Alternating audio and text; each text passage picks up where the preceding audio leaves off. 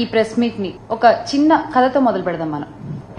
ఒక పేదవాడు ఎముకలు కొరికే చలిలో వణుకుతూ ఉన్నాడు. అది చూసిన ఒక పెద్ద మనిషి, అలా వణుకుతూ ఎంతసేపు ఉంటావు, ఆగాగాగు, నేను లోపలికి వెళ్ళి నీకు చక్కగా వెచ్చటి రగ్గు తీసుకొచ్చిస్తాను, అది కప్పుకున్నావంటే చాలా బాగుంటుంది ఈ చలిలో నీకు అని చెప్తాడు. చెప్పి ఆ పెద్ద మనిషి పాటికి ఆ పెద్ద మనిషి వెళ్ళిపోతాడు. బయట ఇతను వెయిట్ చేస్తూ ఉంటాడు, ఆ పెద్ద మనిషి ఎప్పుడు వస్తాడు, ఆ రగ్గు ఎప్పుడు తెస్తాడు, నేను ఎప్పుడు కప్పుకోవాలి, నేను ఎప్పుడు నిద్రపోవాలి అని. మాట ఇచ్చిన పెద్ద మనిషి ఇచ్చిన మాట సంగతి మర్చిపోతాడు.